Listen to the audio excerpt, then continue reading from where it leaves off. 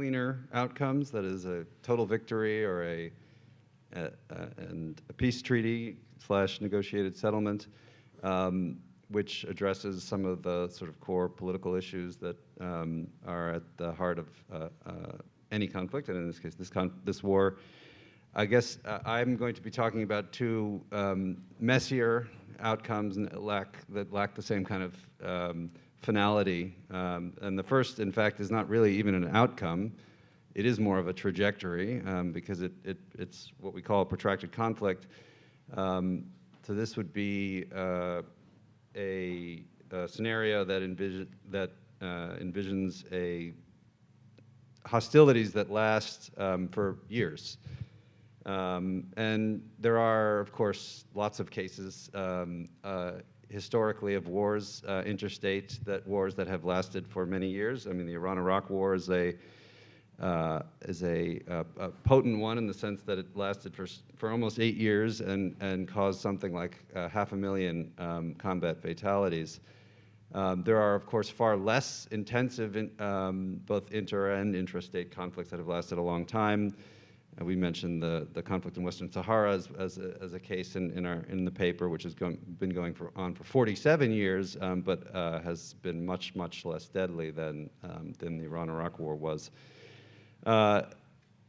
The challenge here is that when wars generally go past the 1-year point, they tend to extend much longer.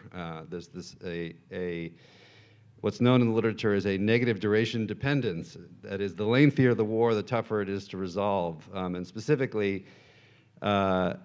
when interstate wars last longer than a year, they tend to extend to over a decade on average. And you know, the reasons that wars continue on for this long have a lot of the reasons to do with the reality of the difficulties of a negotiated settlement. In other words, the parties keep fighting because of the credible commitment problem, and the same information problem that Tim mentioned as obstacles to a negotiated settlement.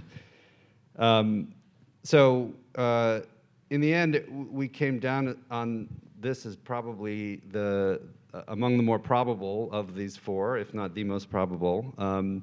And you can imagine a protracted conflict taking a variety of forms. It is unlikely to remain at the current level of intensity for years, but you could have temporary ceasefires, you could have the line moving this way and that. You could have merely just indirect and long-range attacks from one side or the other.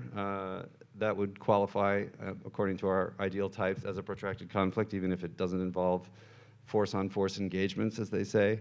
And we stipulate that under this scenario, the front line could be where it is today, or it could be even at Ukraine's internationally recognized borders.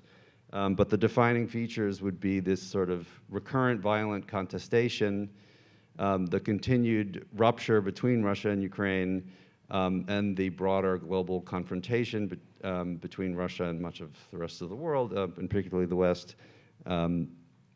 And you know, there are consequences for this scenario, of course. Particularly at higher levels of intensity, a protracted conflict would really make the kind of reconstruction that we were talking about this morning a far-fetched proposition, because of course one of the other prerequisites for the Marshall Plan's success was the security provided for Marshall Plan recipients, which in this case Ukraine wouldn't have. And it would be hard to imagine private sector investors getting back in the game if cruise missiles were still falling on major Ukrainian cities. Of course, Russia itself would be entering into a whole new level of repression domestically and totally different economic model, and even a sort of more broader societal mobilization to keep this going for that long. Now, I should stipulate here that the intensity of a protracted conflict scenario is pretty important in terms of its impact on the participants. And here, I think we should reiterate that these are ideal types, and in a way, within them, there's a ton of variation. The fourth and final category of outcome that we talked about in the paper is an armistice, which we differentiate from negotiated settlements because it is just about ending the fighting.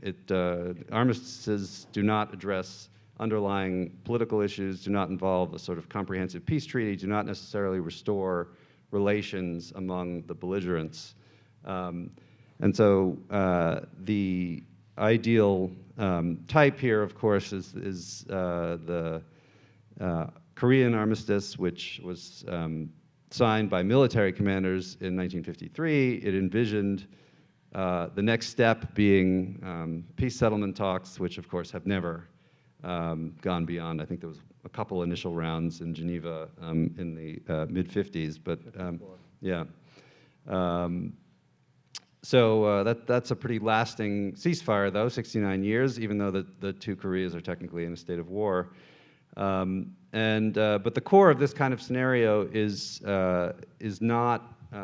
its durability. That is the durability of the ceasefire,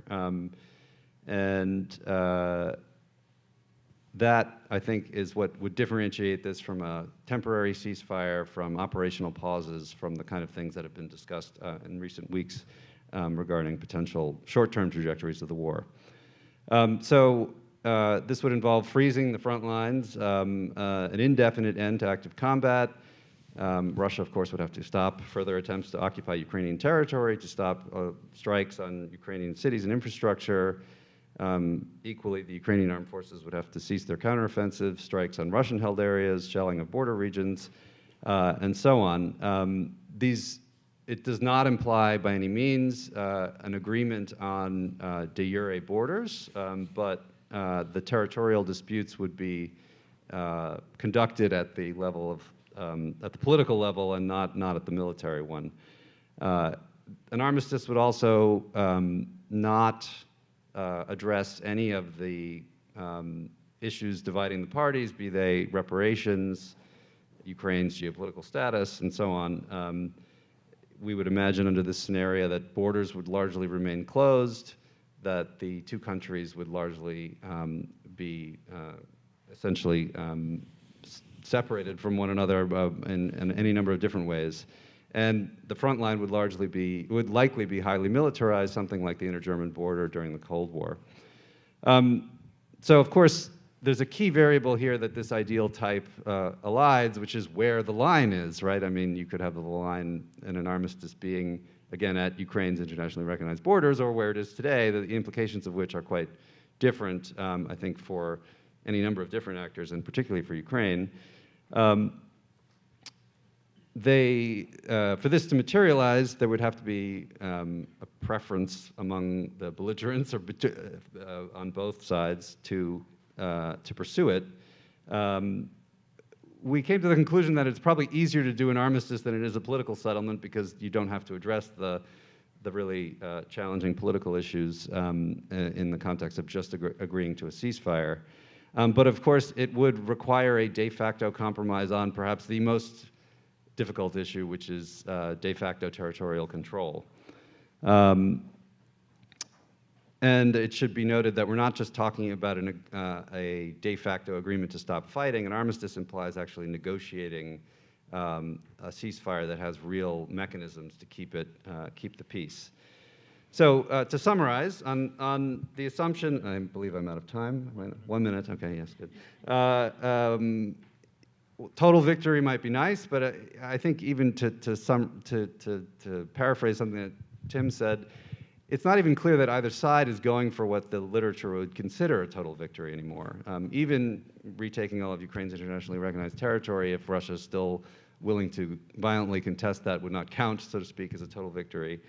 And if the sort of ideal, to some people at least, of a political settlement is off the table, then we are left with these much messier outcomes, either a war that lasts for years, or a messy peace that does not involve addressing any of these underlying political issues.